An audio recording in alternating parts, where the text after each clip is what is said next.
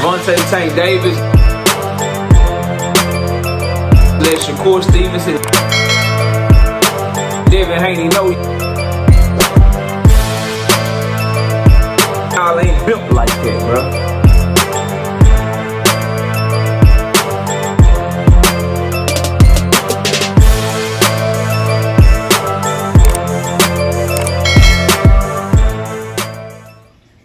Garcia, aka the Puerto Rican Kid KG, and I got my man, 140-pound champ, Rayo. How you feeling, bro? I'm feeling good, man. You know, I'm here, Madison Square Garden, with my boy Samurai. You know, I believe he's gonna pull an upset tomorrow. No doubt, no doubt. You know, I'd be remiss if I don't ask you. You're here. The fans want to know what's going on with you next. These tank talks. How likely is it that that fight actually happens? Like, where are things at, man? For you next as far as opponents. I got a rematch clause with Pitbull, so I'm just waiting on that, if they're going to take it or not, and then I can go from there. I believe Tank fighting at 35, so, you know, I don't know. I don't think I can make 35 right now, so I believe, you know, I'll be staying at 40, so that'll make it, you know, a little bit difficult to make, but, you know, I'm open to it if they're down and the fans want it. What do you think about that? You know, the fact that Tank, who's fought at 140 before, seems a little bit selective about when he fights at 140 or when he fights at 135. Like, do you think he would fight you at 140? And if not, why? I think he would. You know, he's a fighter. I think it all just has to make sense, you know? So as long as it makes sense, the fighters are, you know, they're down to fight. Have there been talks of that fight happening at a potential weight class or any talks? There hasn't been nothing official, but, you know, I was asked about it, but I was just saying, not at 35. But there was, like, no real offer. It was just, you know, quick, you know. Yeah. Has Pitbull talked about, has there been any talk about Pitbull re-invoking the rematch or invoking the rematch? I don't know. They're taking a bit, so we'll find out soon. But I got to go get my boy some food. Say less. Go eat that pizza, bro. Well, Rayo. And then Leonard Ellaby said this shit. Let me clear this BS rumor up. There was never no negotiations for Rayo as he was not available, and Tank Davis damn sure didn't request no rehydration. Some of y'all just say anything for clicks.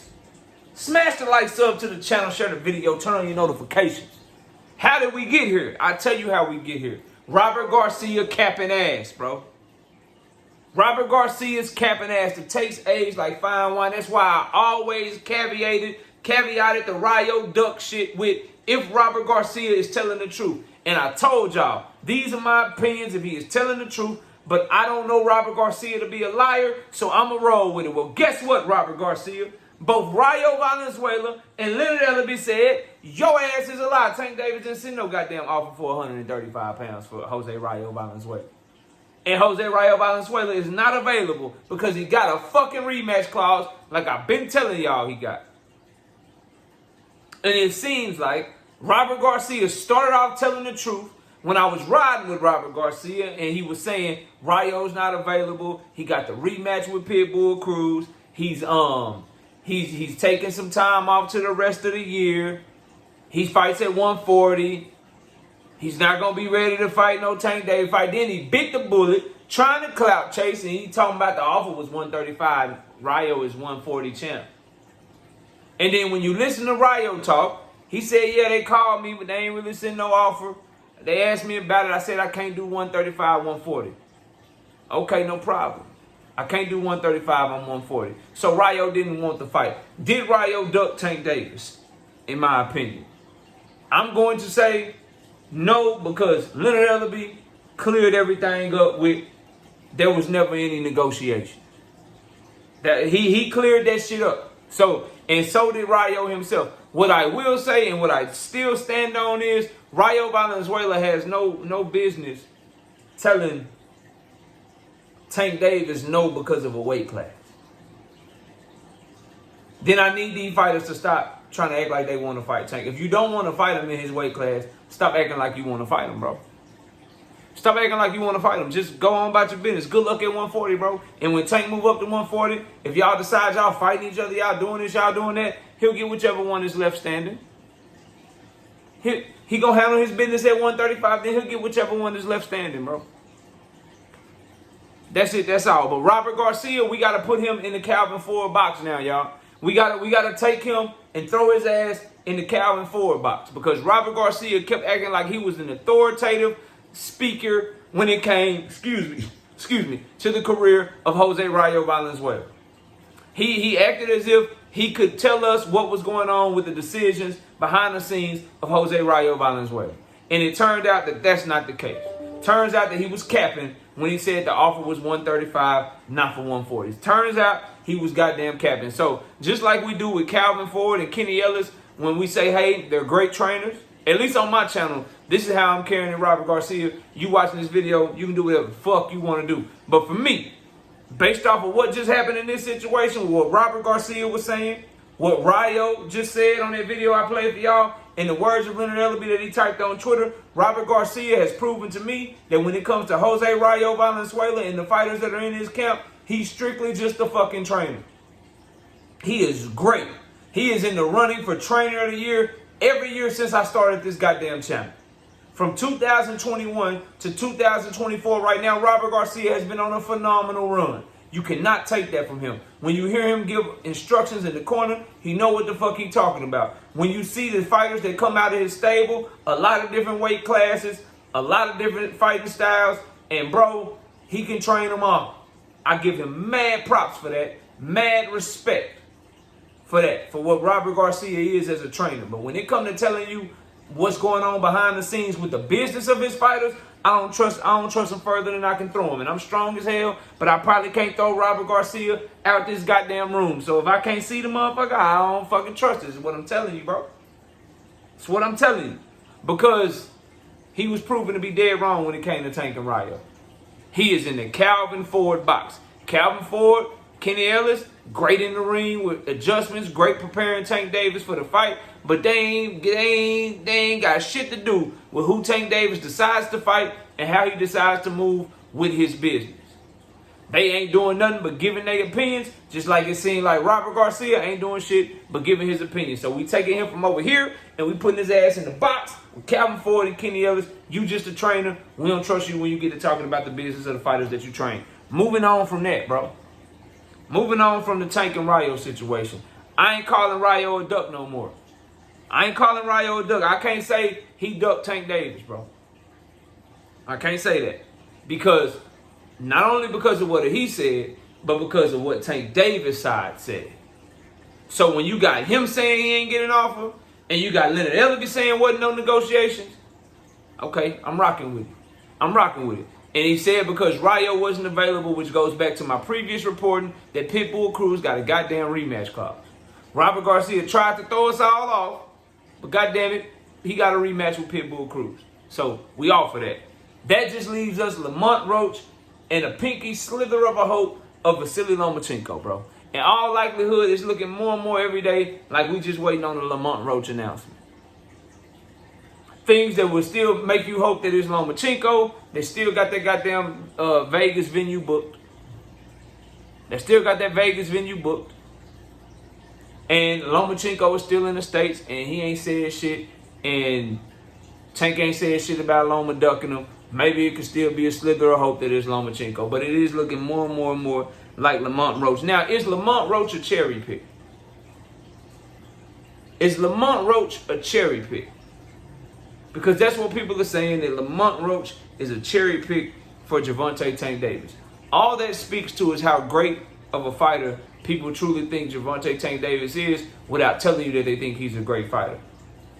Because the same people that call Lamont Roach a cherry pick for Gervonta Tank Davis, let's talk about them. They're mainly Tank Davis haters, Devin Haney diehard fans, Shakur Stevenson diehard fans. Let's just cut through the bullshit and let's keep it real. The people that are calling Lamont Roach a cherry pick for Gervonta Tank Davis are Tank Davis haters, Shakur Stevenson diehard fans, and Devin Haney diehard fans. And those three categories right there, they're kind of intertwined.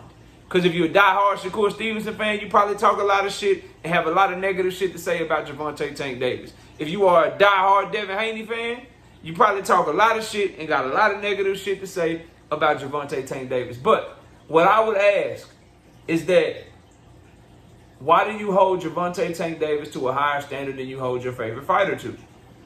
Because let's count the ways, right? And before we do that, let me simply say this about this fight, if it is Lamont Roach. It's not the fight I want, right? It's not a fight that I'm dying for. I put the Lamont Roach fight right there with the Mario Barrios fight. I put it right there with the Hector Luis Garcia fight.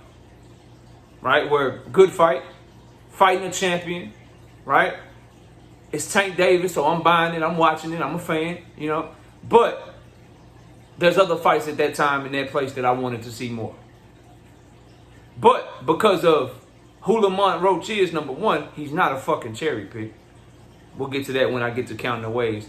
And also, number two, because of circumstances, I can't be, like, why would I shit on Tank Davis for fighting Lamont Roach? Lomachenko ducked him. Shakur Stevenson ducked him. Jose Rayo Valenzuela is not available and was not interested in fighting Tank Davis in his weight class anyway because he has a rematch clause with Pitbull. He's a champion at 140 pounds, and he just said he don't think he can make 135 pounds.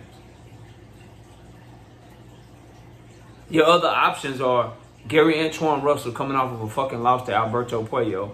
Alberto Puello with zero fan base, zero ability to sell, can't sell nearly as well as Lamont Roach because Lamont Roach and Tank got the DC-Baltimore rivalry, fought in the amateurs, and that fight is big regionally for them. It's selling out instantaneously the moment those tickets go on sale in DC. So he can't even compete. And again, Puello is at 140 pounds. Tank is a 135-pound fighter. And Puello just got his championship at 140 pounds. Oh, by the way, he's not available either because he's fighting Devin Haney's mandatory that he ducked, Sandor Martin. So we got that. Got that. Who else have people been coming by the chat and saying? Edwin De Los Santos, shoulder injury, not available, coming off of a trash-ass loss, but now all of a sudden, now that he knows Tank Davis might be fighting December 14th, his trainers on Mill City Boxing talking shit, talking about, hey, Edwin, boy, you coming off a trash-ass performance. How about you get your shit together? Dennis Berinchik can't do near the business that Tank Davis could do with Lamont Roach in D.C. You can't put Dennis Berinchik in fucking Vegas. Other than that being the unification fight, Berinchik's 35, 36 years old. He is by far the weakest link of the champions at 135 pounds. Everybody from a Shakur fan to a Tank fan, we all waiting for Berinchik to lose that belt to a bigger name so a unification fight for our favorite fighters can be bigger. Ain't nobody checking for Tank versus Berinchik, especially not over Tank versus Lamont Roach. Lamont Roach is in his prime, Berinchik is not. Lamont Roach got history and rivalry with Tank. The Berinchik does not. Like, ain't nobody checking for that, bro. So when you look at possible opponents and the lay of the land in boxing, yeah, this ain't no fight I want. Good fight. But I can't be mad at it because the positive is it keeps Tank Davis active, keeps him active, which I'm excited about, and allows him to fight twice this year, stay sharp so he can hopefully have a big 2025 if these dudes stop tucking tails. So there's that part of it to why, you know, circumstances, Lamont Roach is okay, just okay.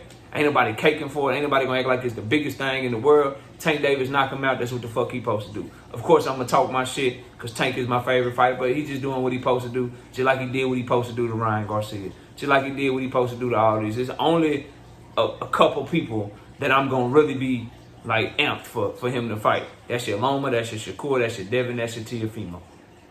Everybody else, cool. If Gary Antoine can work his way back up, then Gary Antoine as well.